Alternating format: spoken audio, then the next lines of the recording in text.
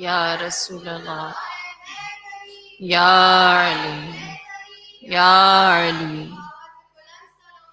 اللہم صل علی محمد۔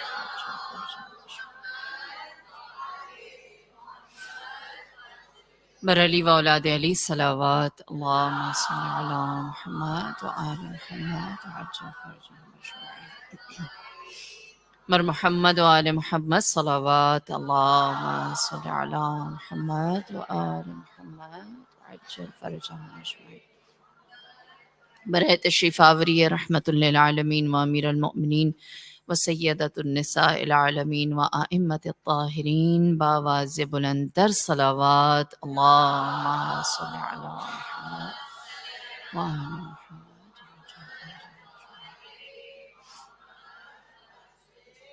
سورہ فاتحہ۔ بسم اللہ الرحمن الرحیم، الحمد للہ رب العالمین الرحمن الرحیم مالک یوم الدین، ایاک نعبد و ایاک نستعین، اهدنا الصراط المستقیم صراط الذین انعمت علیہم غیر المغضوب علیہم ولا الضالین۔ بسم اللہ الرحمن الرحیم، قل هو اللہ احد اللہ الصمد لم یلد ولم یولد ولم یکن له کفوا احد، صدق اللہ العلی العظیم۔ اللهم اغفر للمؤمنين والمؤمنات والمسلمين والمسلمات الأحياء منهم والأموات، تابع بيننا وبينهم بالخيرات إنك مجيب الدعوات إنك على كل شيء قدير، صلوات اللهم صل على محمد۔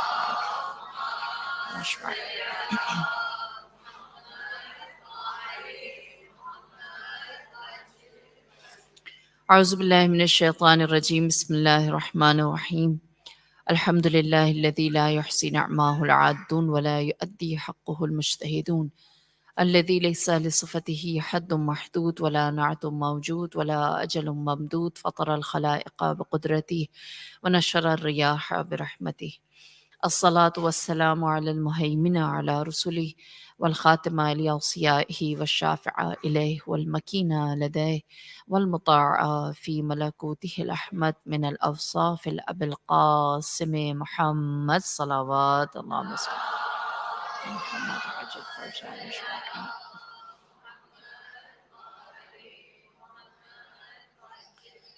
وعلى أهل بيته الطيبين الطاهرين المعصومين المظلومين، سيما بقية الله في أرض روحي وأرواح العالمين لتراب مقدمه فداء، أما بعد، فقد قال الله تبارك وتعالى في القرآن المجيد والفرقان الحميد وهو قوله الحق، بسم الله الرحمن الرحيم، يا أيها الذين آمنوا اتقوا الله وكونوا مع الصادقين، صلوات اللهم صل على محمد وعلى آل محمد۔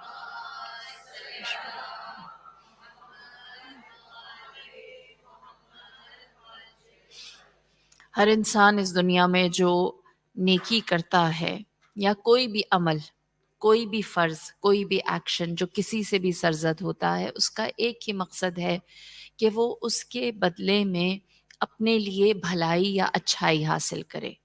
طلب معاش کے لیے جاتا ہے تاکہ زندگی آسان ہو، اپنے بچوں کو پڑھاتا ہے تاکہ ان کا مستقبل آسان ہو، یا پھر اپنے بچوں کو کھانا کھلاتا ہے، ان کا پیٹ پالتا ہے تاکہ ان کی زندگی آسان ہو۔ ہاں، تو انسان ہمیشہ سے یہ چاہتا رہا ہے کہ وہ جو بھی کرے وہ اپنے اس عمل کے نتیجے میں اس کا بہترین بدل حاصل کرے، ایسا ہی ہے۔ اور یہی وجہ ہے کہ ہم بطور مسلمان یا بطور مومن اپنے کسی بھی عمل کو اپنے ہاتھوں ضائع ہونے نہیں دینا چاہتے۔ یہ ایام جو ہم گزار رہے ہیں، آج 27 صفر، کل 28 صفر، اور پھر اس کے بعد ماہ صفر کا اختتام ہے، یہ ایام منسوب ہیں دو ہستیوں سے جن کے باب میں نے اور آپ نے بہت کوتاہی کی۔ پہلی ہستی رسول خدا، دوسری ہستی امام حسن سیدہ شباب اہل الجنہ۔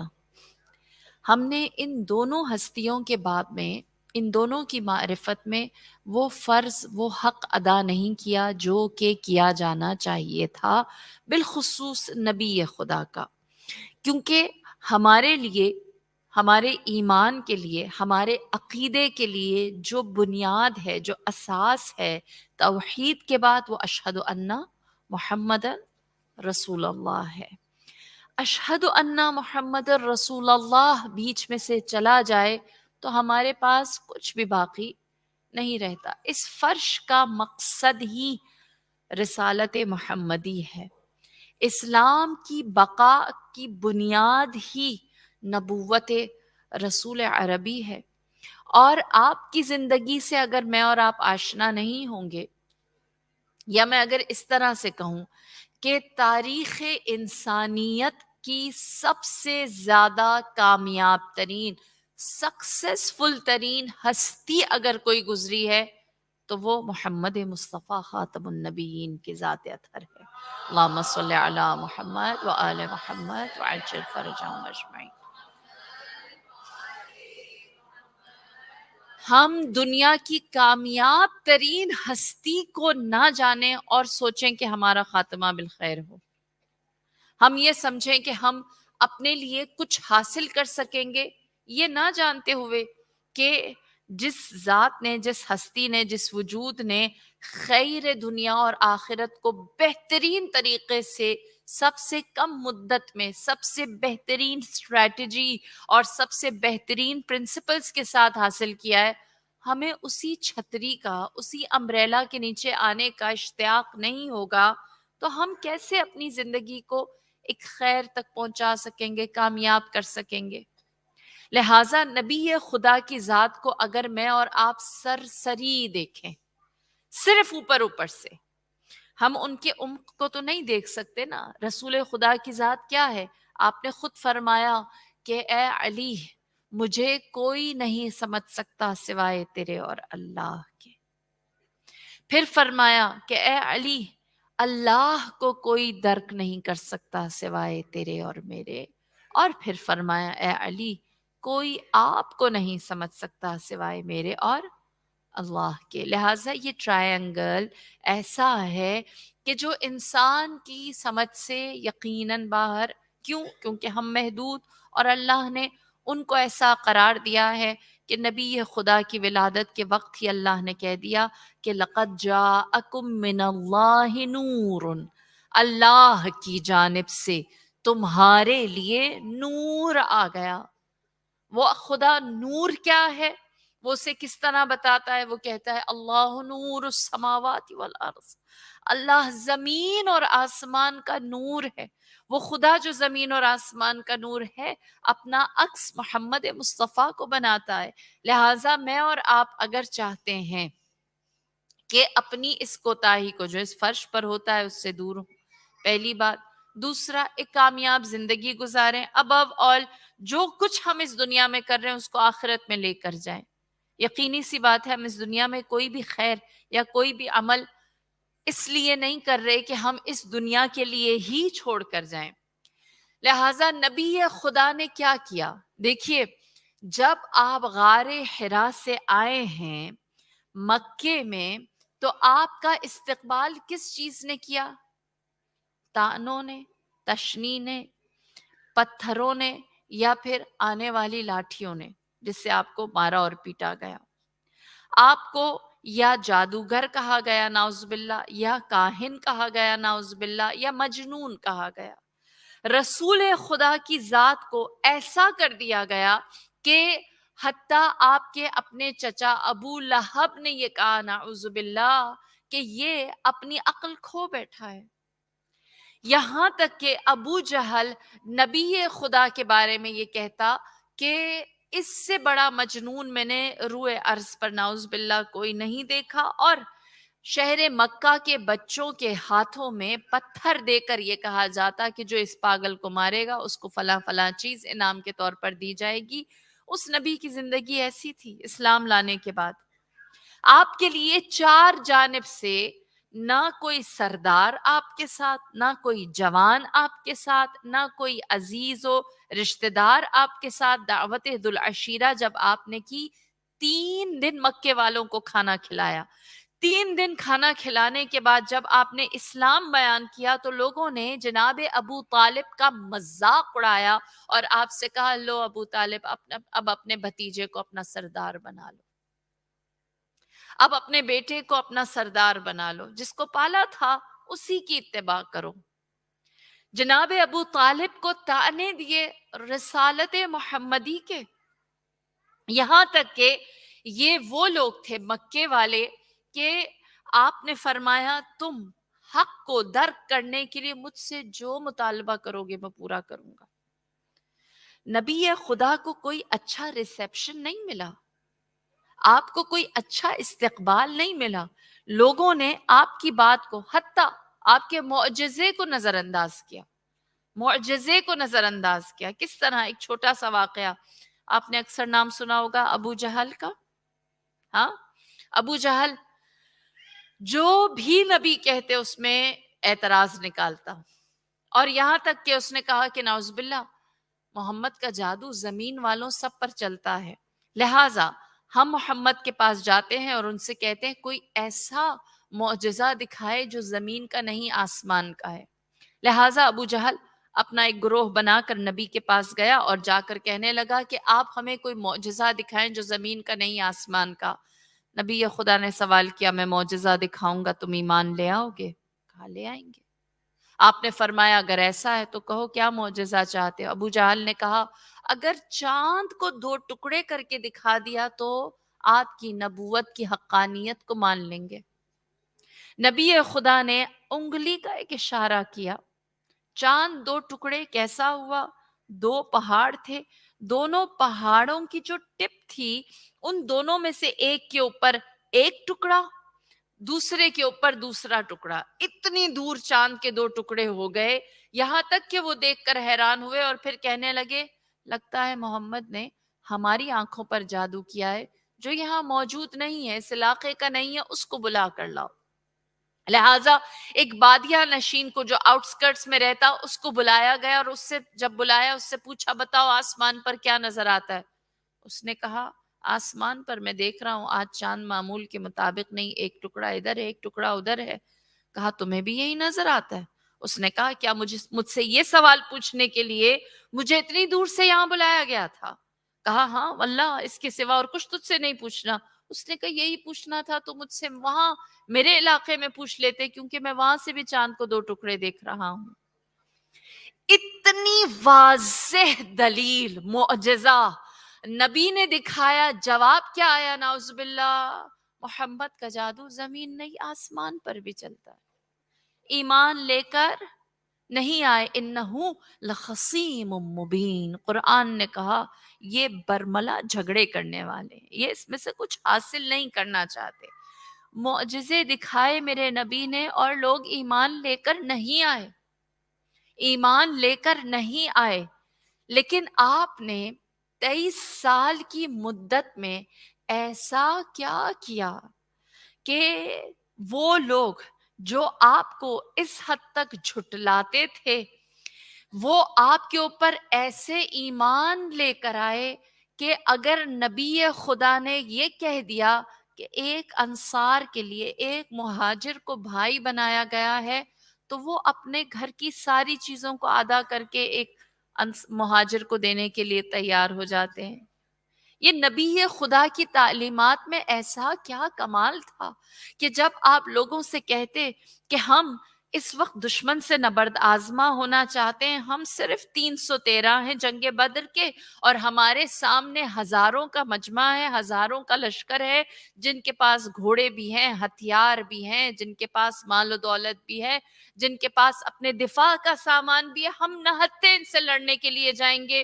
اور لوگ 313 کا نہتا لشکر ہزاروں کے سامنے کھڑا ہو جاتا ہے. نبی خدا کی تعلیمات میں ایسا کیا تھا کہ وہ لوگ جنہوں نے جنگ احد میں اپنے پیارے کھو دیے, روایت کہتی ہے خاتون ایک اونٹ کے اوپر 3 جنازے لے کر جاتی ہے, پوچھنے والے اس سے پوچھتے ہیں, کہتے ہیں یہ کس کے جنازے ہیں؟ کہنے لگی رہنے دو, یہ کس کے جنازے ہیں؟ اچھی خبر یہ ہے میرا رسول سالم ہے.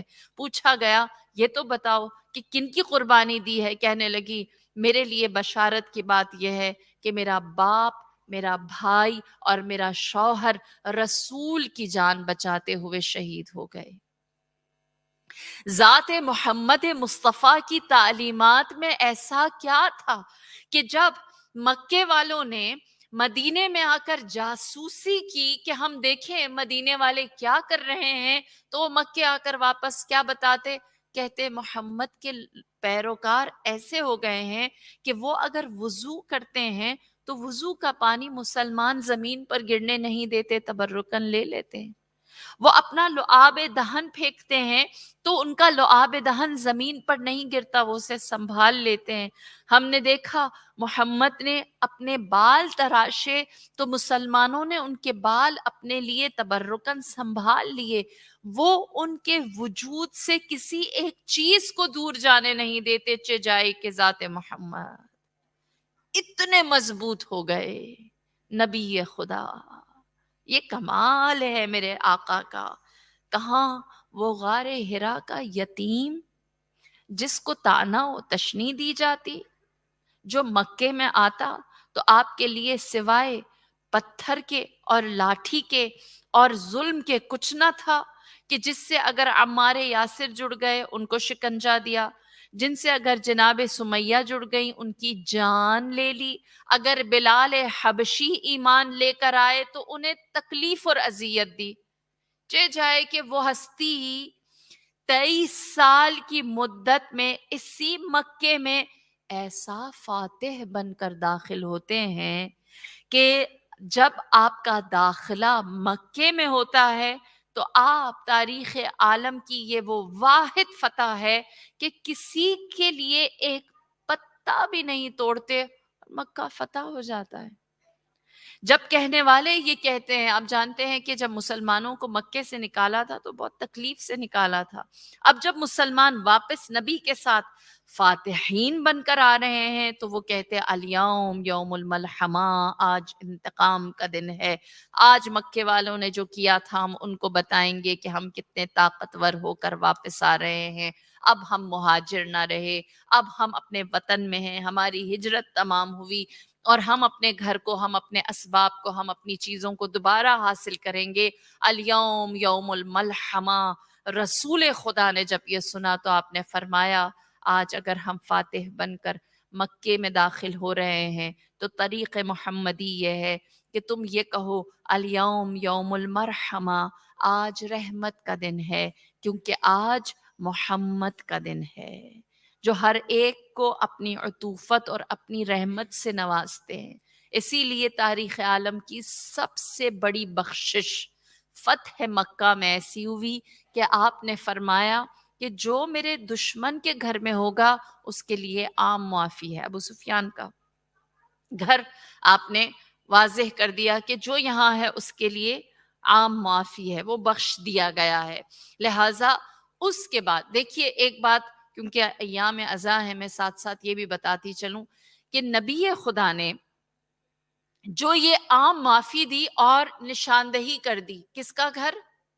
ابو سفیان کا گھر۔ ہاں، اور کس لیے یہ بات واضح کر دی کہ ابو سفیان کے گھر میں جو جائے گا اسے میں نے معاف کیا، اس کی جان نہیں لوں گا، اس کی جان نہیں لوں گا، اس کو میں نے معاف کر دیا، وہ میری طرف سے آزاد ہے، وہ اپنے آپ کو مسلمان کہے وہ مسلمان ہے، اس کے اسلام کو ہم نے قبول کیا، اس کو ہم نے دائرہ اسلام میں جگہ دے دی۔ یہ نبی کا احسان کہاں پر ظاہر ہوا؟ جب جناب زینب کبریٰ دربار یزید ابن ابی سفیان میں پہنچی، معاویہ ابن ابی سفیان میں پہنچی، اور اس نے ناک چڑھا کر بی بی سے یہ کہا کہ اللہ نے حسین کو مارا، تو جناب زینب کبریٰ نے فرمایا یا ابن الطلقاء، اے ہمارے آزاد کردہ کی اولاد، میرے نانا نے تجھے زندگی بخشی اور تو ہمارے سامنے یہ کہتا ہے کہ تو ہمیں اسیر اور قیدی کر رہا ہے۔ سبحان اللہ، یہ سنت محمدی ہے۔ آپ نے فتح مکہ کے وقت اپنی بخشش سے، اپنی معافی سے نسلوں کو اپنا مدیون کر دیا۔ سبحان اللہ۔ لہٰذا رسول خدا سے کسی نے پوچھا اور کہا یا نبی خدا، آپ کی اس کامیاب زندگی کا جو آپ نے 23 سال کی مدت میں اسلام کو ہر خاص و عام تک پہنچایا اور فاتح بنے، اس کا راز کیا ہے؟ دیکھیے اگر اللہ نے چاہا زندگی شامل حال رہی، آپ کی تھوڑی سی توجہ رہی، تو رسول خدا کی یہ حدیث زندگی بدلنے کے لیے ہے۔ یہ حدیث ایسی ہے جو کسی بھی ناکام انسان کو کامیاب کر دیتی ہے. سبحان اللہ.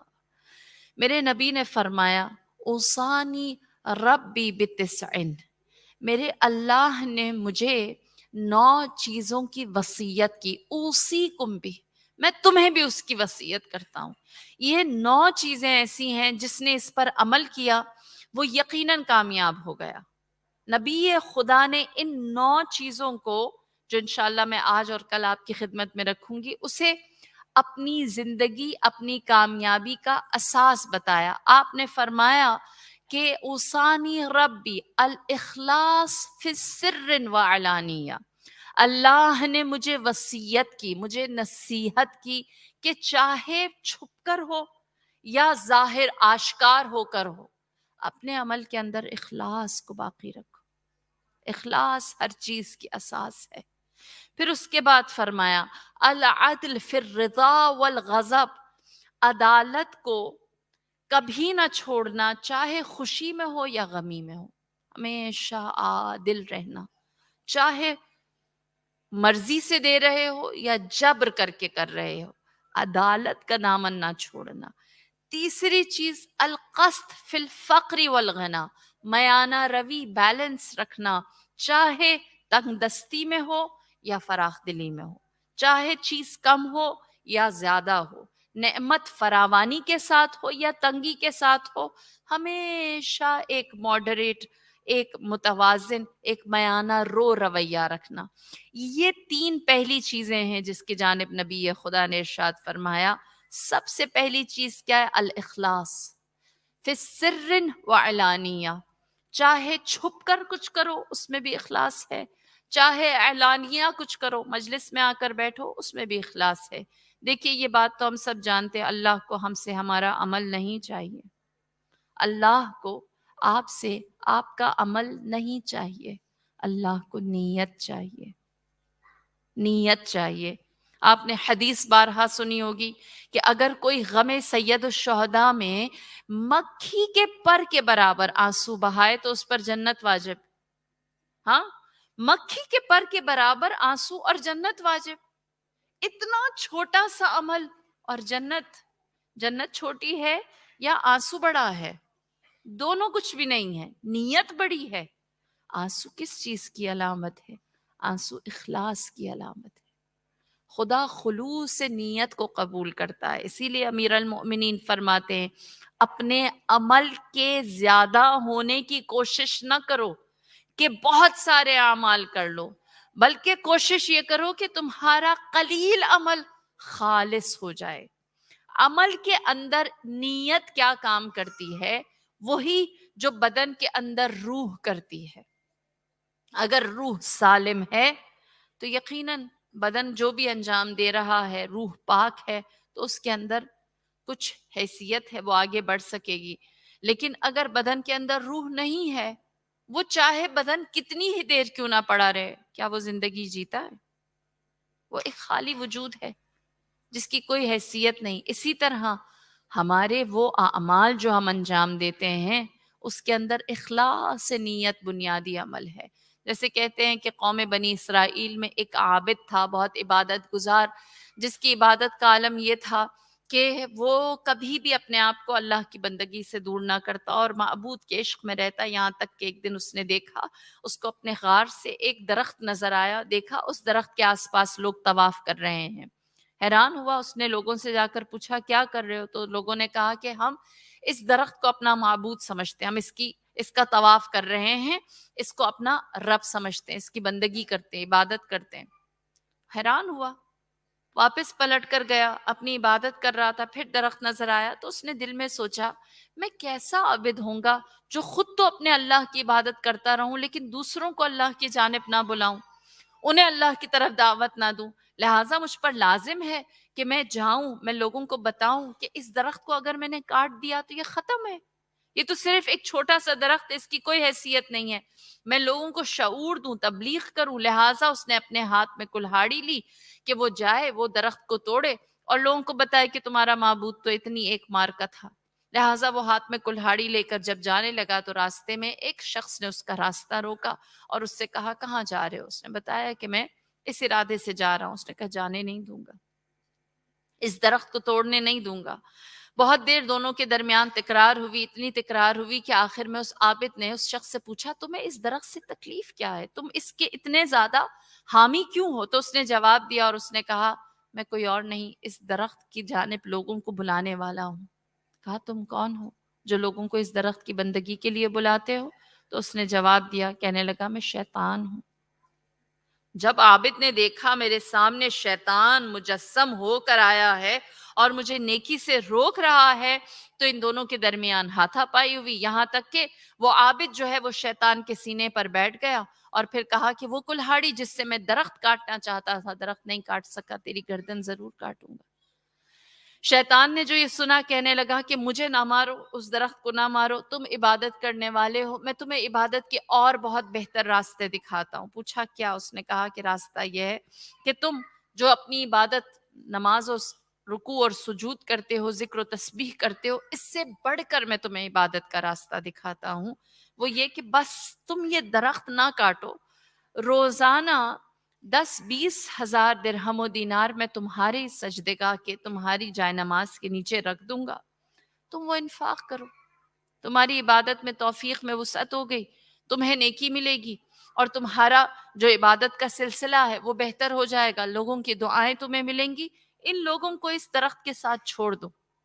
عابد نے سوچا برا آئیڈیا نہیں ہے، لہٰذا اس نے شیطان کو وہاں پر چھوڑا اور وہ واپس جب اپنی جائے نماز پر پہنچا اس نے دیکھا کہ اس کے پاس وہی اماؤنٹ جو اسے بتائی گئی تھی وہ اسے رکھی ملی۔ اس نے لوگوں میں تقسیم کی، یہاں تک کہ بہت سو نے اس کو دعائیں دی، ہر روز ایسا ہی ہوتا، اسے اماؤنٹ مل جاتی، وہ لوگوں کے اندر انفاق کرتا، صدقہ کرتا، خیرات کرتا، لوگوں کی مدد کرتا۔ کچھ عرصہ اس طرح بیتا، ایک دن پیسے نہیں رکھے تھے، حیران ہوا، سوچا کہ آج یہ پیسے رکھے نہیں، اب میں شیطان سے کس طرح بات کروں، اس سے کس طرح مطالبہ کروں، اس کو میں کہاں تلاش کروں؟ بہت سوچا، خیال آیا اگر درخت کاٹنے جاؤں گا تو شیطان ضرور روکنے آئے گا، لہٰذا اس نے ہاتھ میں کلہاڑی لی اور وہ درخت کاٹنے کے لیے جانے لگا۔ دوبارہ وہی سارا مکالمہ ہوا، لیکن فرق یہ تھا کہ اب کی دفعہ شیطان اس عابد کے سینے پر بیٹھا تھا۔ ہاں، جب وہ شیطان عابد کے سینے پر بیٹھا، عابد حیران ہوا، کہنے لگا مجھے تم سے کوئی آرگیومنٹ، کوئی بحث نہیں، مجھے بتاؤ تم میرے سینے پر کیسے آ گئے؟ جبکہ میں پہلے سے زیادہ عبادت کرتا ہوں، اب تو میرے پاس لوگوں کی دعائیں ہیں، اب تو میں پہلے سے زیادہ عبادت گزار، نیکیاں زیادہ ہیں، لیکن تم میرے سینے پر آ گئے، تم مجھ پر غالب آ گئے، کیا وجہ ہے؟ تو شیطان نے جواب دیا اور کہا پہلے تیری نیت خالص اللہ کی بندگی کے لیے تھی، لیکن اب تو چند روپوں کو حاصل کرنے کے لیے میرے پیچھے آیا ہے۔ نیت نے تیرے عمل کی ہیئت کو، کمیت کو، کوانٹٹی اور کوالٹی دونوں کو ضائع کر دیا۔ ہاں، پہلے تو خالصتاً لوگوں کو اللہ کی جانب بلانے آیا تھا، ابھی تو اللہ کے لیے نہیں تھا، تو پیسے کی تلاش میں تھا، اس لیے میرے لیے بہت آسان تھا تیری اتنی ساری نیکیوں کو ختم کر کے تیرے سینے پر آ کر بیٹھ گیا۔ اللہ کو مجھ سے اور آپ سے عمل نہیں چاہیے، وہ ہم سے ایک ہی چیز مانگتا ہے کہ ہم اس کے حضور اپنی نیتوں کی خالصیت کو رکھیں، اور نیت کی خالصیت کمال کیا کرتی ہے، سبحان اللہ۔ مجھے نہیں معلوم آپ کے ہاں کیا کس حساب سے چیزیں ملتی ہیں، ہمارے ہاں پاکستان میں ایک روٹی 10 روپے کی ہے، ایک روٹی 10 روپے کی ہے، 3 روٹیوں کی قیمت کیا ہوئی؟ اتنا تو برا حساب کسی کا بھی نہیں ہوگا، ہاں 3 روٹیوں کی قیمت کیا ہوئی؟ 30 روپے انفاق کرنا بڑی بات ہے؟ پریکٹیکل ہو کر تھوڑی دیر سوچتے ہیں کہ 30 روپے انفاق کرنا بڑی بات ہے، آپ 2-3 زیرو اور لگا لیں، ہاں کیا یہ کوئی بہت بڑی رقم ہے؟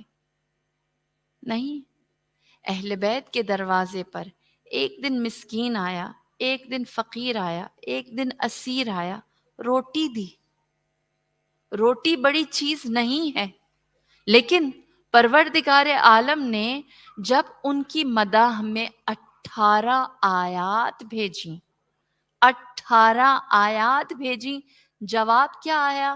انما نطعمکم لوجہ اللہ ولا نرید منکم جزاء ولا شکورا۔ پروردگار، ہم نے تو تجھے خوش کرنے کے لیے روٹی دی تھی، نہ جزا چاہیے، ثواب چاہیے، نہ شکریہ چاہیے، بس تو خوش رہے۔ اے معبود، تیرے لیے خالصتاً دیا ہے، جو چیز ہے وہ 30 روپے ہے، گن کے آج کے دور کا 30 روپے زیادہ نہیں ہے، روٹی زیادہ نہیں ہے، لیکن انما نطعمکم لوجہ اللہ، اللہ کی خوشنودی کے لیے اگر دے دیا جائے تو وہ 30 روپے بھی 18 آیات قرآنی ہے۔ ہاں، لہذا خدا کو عمل کی۔ اللہم صل علی محمد وآل محمد وعجل فرجهم اجمعین۔ اعمال کی فراوانی نہیں چاہیے، نیت کی خالصیت ہے جو درکار ہے۔ نیت کی خالصیت اگر ہو تو وہ تھوڑا سا عمل بھی بہت زیادہ ہو جاتا ہے۔ جس طرح کہتے ہیں کہ ایک خاتون تھی جو ایک جھونپڑے میں ایک جنگل کے پاس رہا کرتی تھی۔ اس خاتون کے پاس ایک فقیر آیا مانگنے کے لیے، اس کے پاس کھانے کو ایک آخری لقمہ تھا۔ آخری لقمہ کھانے لگی، دروازے پر دستک ہوئی، کسی نے کہا میں بھوکا ہوں۔ اس نے کہا کہ میرے پاس ایک لقمہ ہے، یہ ایک لقمہ میں تجھے دے سکتی ہوں۔ اس نے کہا یہ بھی بہت ہے۔ فقیر کو وہ لقمہ دیا، اور پھر اس کے بعد اللہ جانتا ہے اور وہ جانتے اور کوئی بھی نہیں جانتا۔ یہاں تک کہ کہتے ہیں کہ کسی پہر ایک بھیڑیا اس کے گھر کے اندر گھس آیا، اور اس کا نوزائیدہ بچہ، نیو بورن جو بیبی تھا، اس کو اس نے اپنے منہ میں تھام لیا، اور وہ جیسے ہی جانے لگا تو ہاتف نے، غیب نے ندا دی اور اس بھیڑیے سے کہا یہ تیرا لقمہ نہیں بن سکتا، اس نے میرے لیے ایک لقمہ دیا تھا، میں اب تجھے اس لقمے سے دور رکھتا ہوں۔ لہٰذا اس بھیڑیے نے کہا تجھ جیسے خالص لوگ اس دنیا میں کم ہیں کہ خدا ہمیں حکم دیتا ہے کہ ہم خود شکم خالی رہیں اور تمہارے اس خلوص نیت کا استقبال کریں۔ ہاں، لہٰذا جو ہم خاموشی سے چھپ کر پردے میں کرتے ہیں، خداوند کریم اس کی جزا دنیا میں بھی دیتا ہے، آخرت میں بھی دیتا ہے، اور جو علانیہ ہوتا ہے اس کی بھی جزا خدا دنیا میں دیتا ہے، آخرت میں دیتا ہے۔ ہم کہاں پر اپنی نیت کی خالصیت کو کھو دیتے ہیں، یہ سب سے اہم چیز ہے جو ہمیں سمجھنے کی ضرورت ہے۔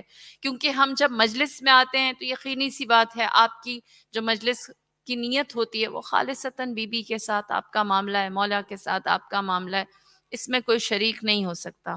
ایسا ہی ہے انشاءاللہ۔ یہاں جو اخلاص کا، مجلس میں جو اخلاص کا امتحان ہوتا ہے نا، وہ ہمارے جیسے لوگوں کا ہوتا ہے کہ کتنی واہ واہ سمیٹنے آئے ہیں، کتنی تعریفیں لینے آئے ہیں، کتنی زیادہ لوگوں کے گریے پر خوش ہونے کی عادت ہے، کتنا زیادہ اپنی شہرت کی طلب۔ یہ ساری چیزیں شیطان کبھی بھی کسی پڑھنے والے کو، مجھ جیسے کو، یہ نہیں کہے گا گانے سنو، فلمیں دیکھو، بدحجاب ہو جاؤ، فحاشی کرو، نہیں کہے گا۔ وہ کہے گا اسی منبر سے گناہ کو شروع کرو۔ ہاں، وہ کہے گا تھوڑا سا جھوٹ بول دیا تو کیا ہو گیا، اچھے نعرے نہیں لگیں گے تو کیا ہوگا، اگر اتنی سی بات کچھ اس طرح سے بیان کر دی تو اس سے کیا حرج ہوتا ہے۔ لہٰذا آزمائش ہر ایک کی ہے۔ ہاں، یہاں آپ کے اخلاص کا شاید اتنا امتحان نہ ہو، ہم جیسوں کا بہت سخت امتحان ہے، آزمائش ہے یہ منبر ان لوگوں کے لیے جو اس سے اپنے آپ کو منسوب کرتے ہیں۔ ہم کہاں پر اکثر اخلاص کو یا خلوص نیت کو کھو دیتے ہیں۔ سب سے زیادہ جو کامن ایشو ہماری سوسائٹی کا ہے وہ یہ ہے کہ جب ہم سے کہا جاتا ہے حقوق الناس انجام دیں تو ہم وہاں پر اپنی نیت بھی حقوق الناس کے لیے قربتاً الی الناس کر دیتے ہیں، ہے نا؟ ہم قربتاً الی اللہ نہیں رکھتے۔ مثال کے طور پر اگر کوئی ماں اپنے بچے کو سکھاتی ہے اور کہتی ہے کہ کسی کو سلام کرو تو اس لیے نہیں سلام کرنا سکھایا جاتا کہ اللہ خوش ہو جائے گا، اس لیے سکھایا جاتا ہے کہ دادی، نانی، مامی، چاچی، ایکس وائی زی، ان کو سلام کرو، یہ خوش ہو جائیں گے. ہاں، ان کو سلام کرو گے، یہ خوش ہو جائیں گے تو تمہیں ثواب ملے گا. واللہ حقوق الناس اس لیے نہیں ہے. حقوق الناس سے اللہ بری نہیں ہے. ہم یہ سمجھتے ہیں نا کہ حقوق الناس میرا اور زہرا کا معاملہ ہے، میرا اور سکینہ کا معاملہ ہے، میرا اور فاطمہ کا معاملہ ہے. نہیں، آپ کا زہرا سے، سکینہ سے، فاطمہ، یہ سب فرضی نام ہیں، میرے رشتہ داروں کے نام نہیں. ہاں، آپ کا ان سب سے معاملہ کس لیے ہے؟ کہ آپ اللہ کی رضا حاصل کریں. آپ کو زہرا نے کچھ نہیں دینا، سکینہ نے کچھ نہیں دینا، فاطمہ نے کچھ نہیں دینا. ہم حقوق الناس میں آ کر اخلاص نیت کھو دیتے ہیں.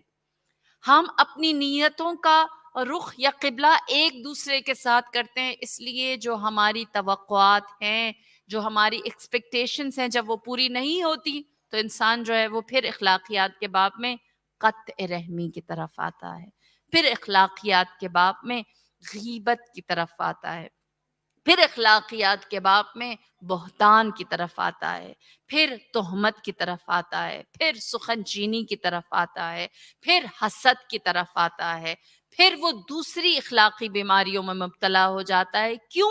نیت نیت نیت، بنیادی چیز نیت ہے. آپ کسی کے گھر اس لیے نہ جائیں کہ آپ نے اس کو خوش کرنا ہے، اس کو خوش نہیں کرنا. حقوق الناس قربتاً الی اللہ ہیں. اگر کوئی قطع رحمی کرتا ہے اور آپ صلہ رحمی کرنا چاہتے ہیں، اگر آپ سلام کرتے ہیں کوئی جواب نہیں دیتا ہے، اگر آپ کسی کے پاس جاتے ہیں اور وہ آپ کو واپس نہیں بلاتا ہے، اس کے اس عمل سے آپ کے عمل میں نہ کوئی حرارت زیادہ ہونی چاہیے، نہ کوئی اس کو بالکل ماند پڑنا چاہیے. کیوں؟ کیونکہ آپ نے کسی بشر بندے کے لیے نہیں کیا. قربتاً الی اللہ ہے، قربتاً الی اللہ ہے. ساس کو اس لیے خوش نہ کریں کہ ساس خوش ہو جائے، ساس کو اس لیے خوش کریں کہ اللہ خوش ہو جائے. اور جب وہ خوش نہیں ہوگی تو کیا آپ کو بری لگے گی؟ کیا آپ کو بری لگے گی اگر وہ خوش نہیں ہوگی؟ میں حقیقت نہیں پوچھ رہی، میں آئیڈیل سچویشن پوچھ رہی ہوں. اگر آپ نے قربتاً الی اللہ، سب سے مشکل رشتہ ساس کا ہی ہے نا. ہاں، آپ نے قربتاً الی اللہ اپنی ساس کو، ساسوں سے معذرت کے ساتھ، ہاں کل کو ہم نے بھی ساس بننا ہے انشاءاللہ.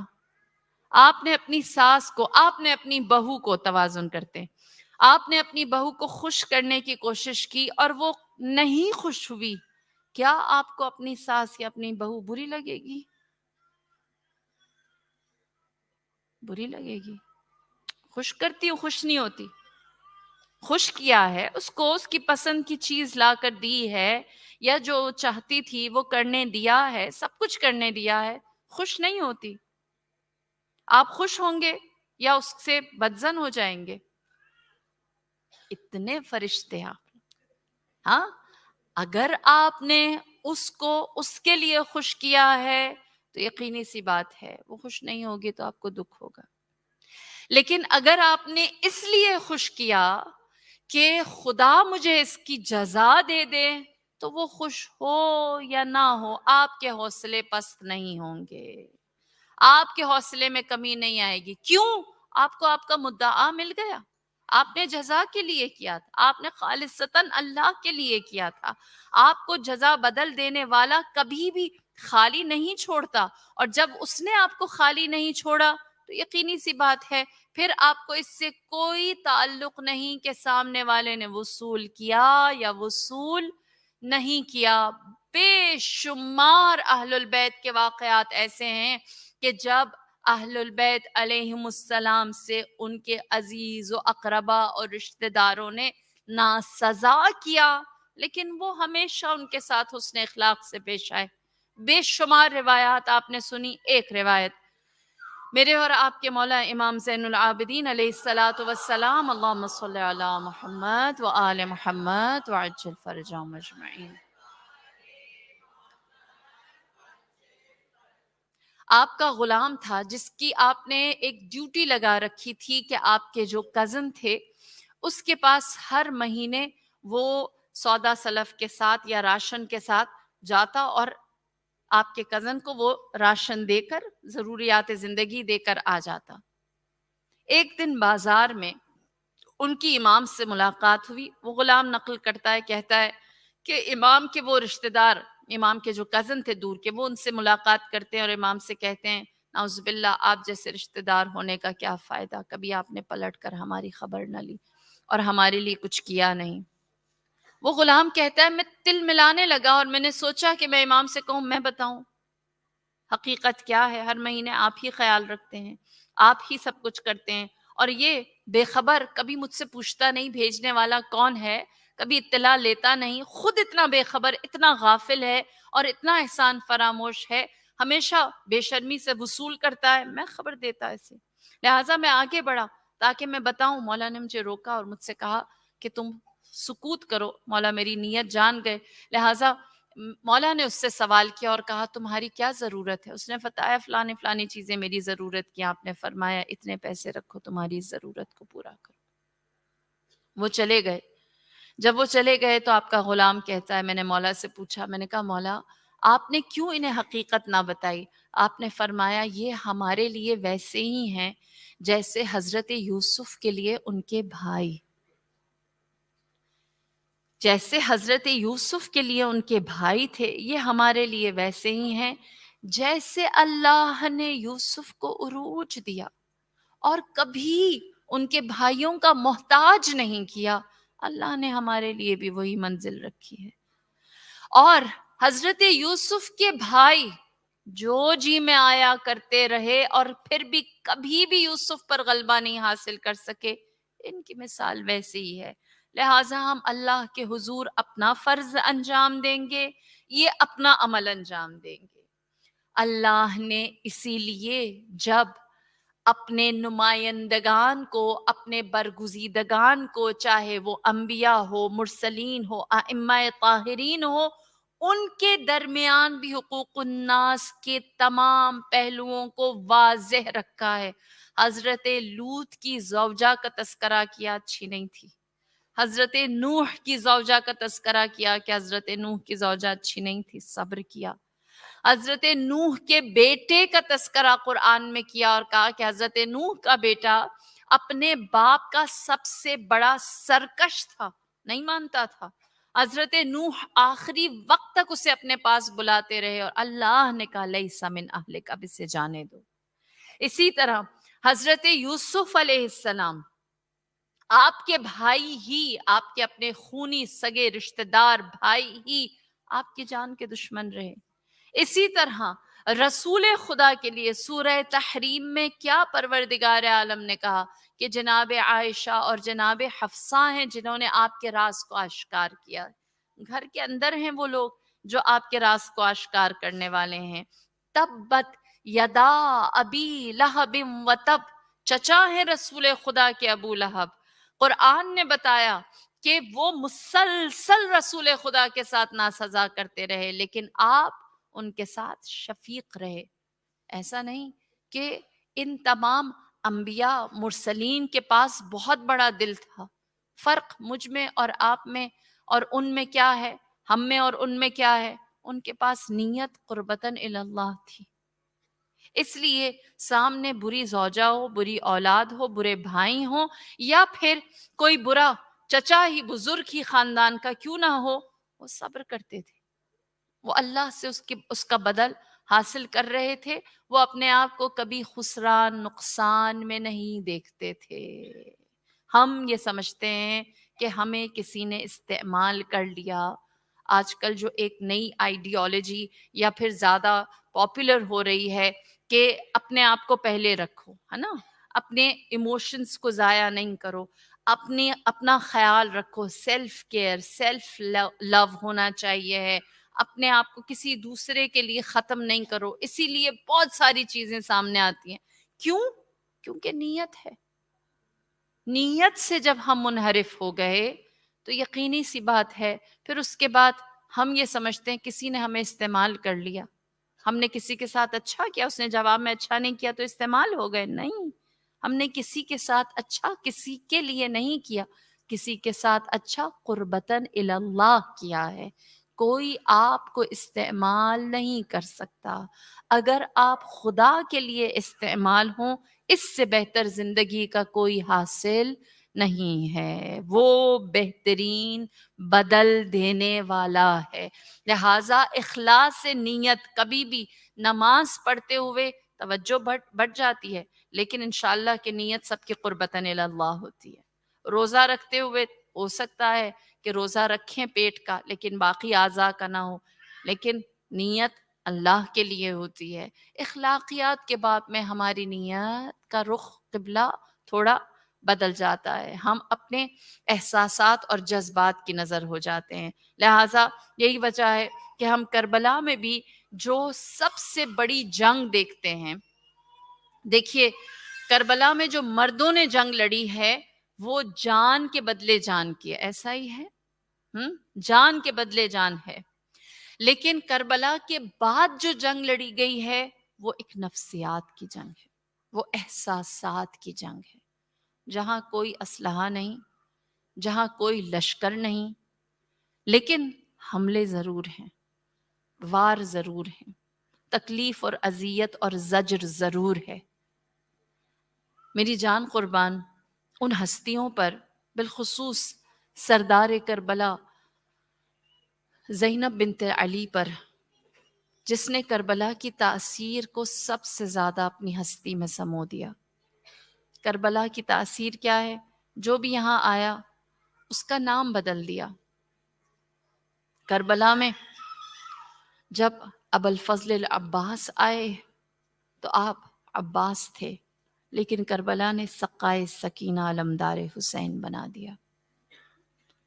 علی اکبر آئے تو شبیہ رسول تھے، لیکن مؤذن حسین بنا دیا۔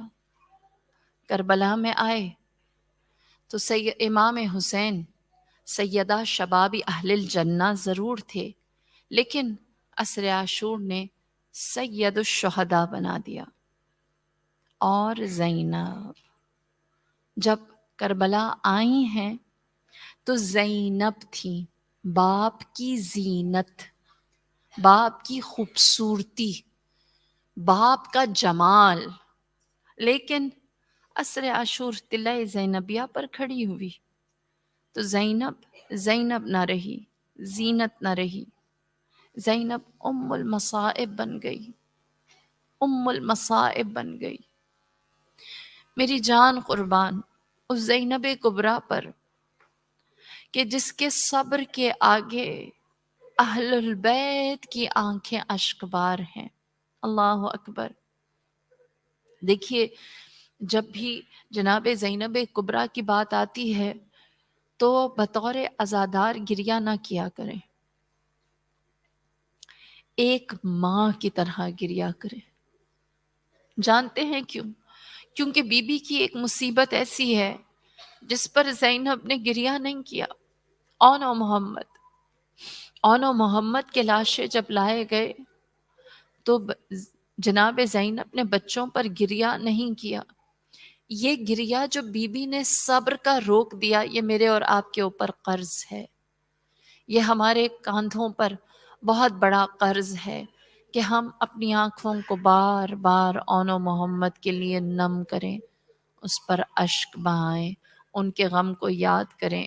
اور بالخصوص اگر آپ صاحب اولاد ہیں اور آپ جانتی ہیں کہ اولاد کی محبت کیا ہے، تو زینب کے اس غم کو کبھی ویران نہ چھوڑنا، اون و محمد کے لاشوں کو کبھی خاموش نہ چھوڑنا۔ وہ صبر کی ملکہ ام المصائب ایسی کربلا سے صبر کا پہاڑ بن کر نکلی ہے۔ دیکھیے جناب زینب کو سمجھنا ہے نا، آپ کی مصیبت کو درک کرنا ہے تو لازمی ہے ہم کربلا کو جانیں۔ کربلا کا سب سے جری مجاہد ابوالفضل العباس، اور آپ کی مصیبت کا ایک حصہ ایسا ہے کہ جس کے لیے علامہ مجلسی کہتے ہیں میرے خواب میں فاطمہ تو زہرا آ گئیں۔ بی بی نے خواب میں فرمایا، اے علامہ مجلسی، جب میرے فرزند عباس کے مصائب پڑھو تو یہ ضرور پڑھو کہ میرا لال گھوڑے سے زمین پر کیسے آیا تھا، میرا عباس گھوڑے سے زمین پر کیسے آیا تھا۔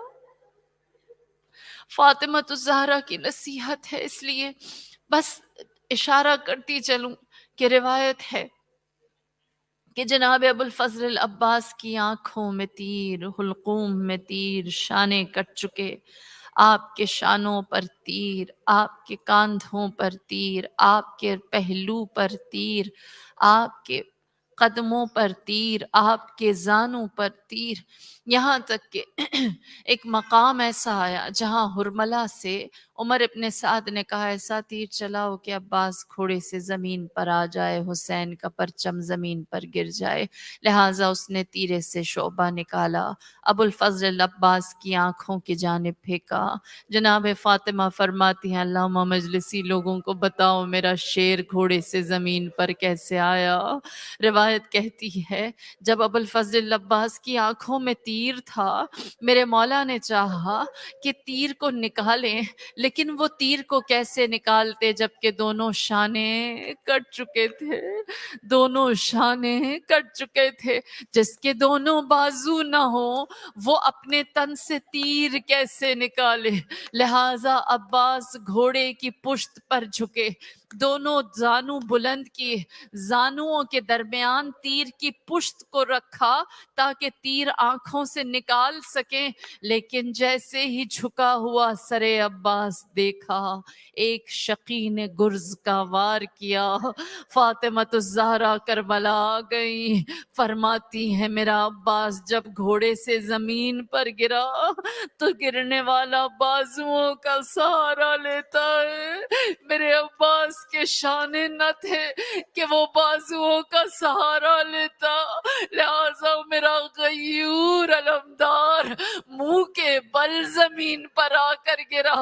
اے فاطمہ الزہرا، آپ کے فرزند کے مصائب، اونٹ زمین پر گرنے کے، گھوڑے سے زمین پر گرنے کے بیان کر دیے، ذرا 11 محرم سرزمین کربلا اے فاطمہ الزہرا زینب کا حال دیکھیے۔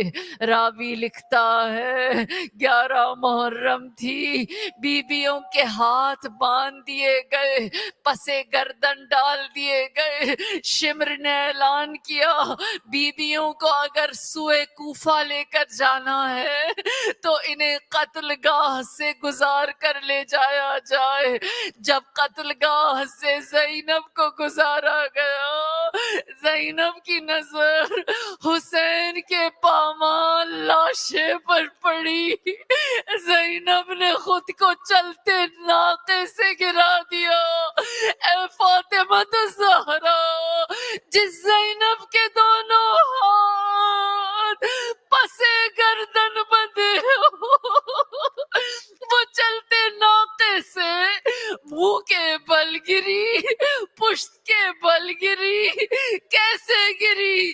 ابو الفضل العباس آپ جانے اور گرنا جانے، خاتون قیامت زینب کی مصیبت عباس کی مصیبت جیسی ہے، کوہنیوں کے بل چلتی ہوئی پامال لاشہ حسین تک آئی زینب، بس یہ سوال کیا کیا تو میرا بھائی حسین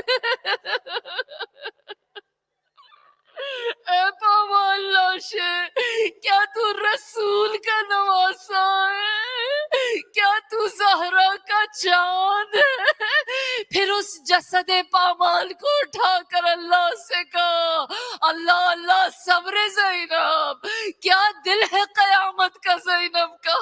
جسد امام حسین کو اٹھا کر کہا اللہم تقبل منا، پروردگار ام المصائب کی اس قربانی کو قبول کر، زینب کے حسین کو قبول کر لے، ہماری اس قربانی کو قبول کر لے۔ نہ جانے کیا قیامت کا دل ہے زینب کا۔ روایت کہتی ہے کربلا سے کوفہ، کوفہ سے شام زینب سفر کرتی رہی، الغرض یہاں تک کہ کسی مقام کسی منزل پر جناب زینب کبریٰ نے کہیں اپنی اولاد کا ماتم نہ کیا۔ جب شام میں رہائی کا پیغام دیا گیا، کہتے ہیں کہ رہائی کی 3 شرطیں میرے مولا زین العابدین نے رکھی تھیں۔ پہلی شرط یہ کہ ہمیں شام میں اپنے شہداء کا غم کرنے دیا جائے، دوسری شرط یہ کہ سر ہمیں واپس لوٹا دیے جائیں، اور تیسری شرط یہ کہ جو سامان ہمارا لوٹا گیا ہے وہ تبرکات ہمیں واپس کیے جائیں۔ لہٰذا پہلی شرط جو رہائی کی تھی اس کو پورا کیا گیا، اور شہر شام میں ایک باقاعدہ کمرہ سیاہ پارچے لگا کر آمادہ کیا گیا کہ اہل بیت کا وہاں پر غم کیا جائے۔ روایت کہتی ہے رہائی کے بعد پہلی دفعہ بیویوں کے سر پر چادریں آ گئیں، اس عزا خانے میں بیویوں کو بٹھایا گیا، صدر مجلس میں زینب آ کر بیٹھ گئی اور کہا گیا کہ اب سروں کو لایا جائے گا۔ زینب جو صدر مجلس میں بیٹھی، شام شہر شام ہے، مجلس حسین ہے، مصیبت پڑنے والی زینب ہے اور سروں کی آمد ہے۔ جیسے جیسے سر آتے زینب کبریٰ ان کے مصائب پڑتی۔ سر عباس جب آیا غازی کے مصائب کو بیان کیا، سر علی اکبر آیا تو زینب نے بتایا یہ شبیہ رسول ہے۔ ایڑیاں رگڑ رگڑ کر اس نے اپنے باپ کے پہلو میں جان دی۔ جب سر قاسم آیا تو بتایا اس کے لاشے کو پامال کیا گیا۔ جب سر حسین آیا تو زینب نے بتایا ہائے تیرا ضربتیں چلی، 70 قدم کے فاصلے سے میں نے دیکھا شمر کیسے پشت پر سوار ہوا۔ اللہ اللہ، سر نو کے نیزہ پر بلند ہوا، لیکن جب سر آن و محمد آئے زینب خاموش ہو گئی۔ شکر کے سجدے، شکرن للہ، شکرن للہ۔ پروردگار تیرا شکر تو نے میرے آن و محمد قبول کیے۔ میں ماں ہوں، میرا دل کہتا ہے زینب نہ کربلا میں روئی، نہ شام میں روئی، نہ رہائی کے وقت روئی، نہ اربعین میں جب کربلا پلٹ کر آئی آن و محمد پر گریہ کیا، لیکن جب وطن پہنچی ہے زینب، اپنے گھر میں داخل ہوئی ہے بی بی، آن و محمد کے حجرے دیکھے ہوں گے، ان کے بستر بچھے دیکھے ہوں گے، اپنے گھر کا آنگن سونا دیکھا ہوگا، آن و محمد کے ساتھ کھیلنے والے بچوں کو دیکھا ہوگا۔ عجب نہیں، سوئے کربلا رخ کر کے ماں نے پکارا اے میرے آن، اے میرے شیر، اے میرے محمد، اے میرے شہ سوار، تم پر ماں قربان، تم پر ماں قربان۔ الا لعنت اللہ علی القوم الظالمین۔ وَسَيَعْلَمَ الَّذِينَ ظَلَمُوا أَيَّ مُنْقَلَبٍ يَنْقَلِبُونَ إِنَّا لِلَّهِ وَإِنَّا إِلَيْهِ راجعون۔ بسم اللہ الرحمن الرحیم۔ اللہم ادخل على اہل القبور السرور، اللہم اغن کل فقیر، اللہم اشبع کل جائع، اللہم اقص کل عریان، اللہم اقص دینا کل مدین، اللہم فرج عن کل مکروب، اللہم رد کل غریب، اللہم فک کل اسیر، اللہم اصلح کل فاسد من امور المسلمین، اللہم اشف کل مریض، اللہم سد فقرنا بغناک وغیر سوء حالنا بحسن حالک واغننا من الفقر انک علی کل شیء قدیر، آمین یا رب العالمین۔ ماتم حسین۔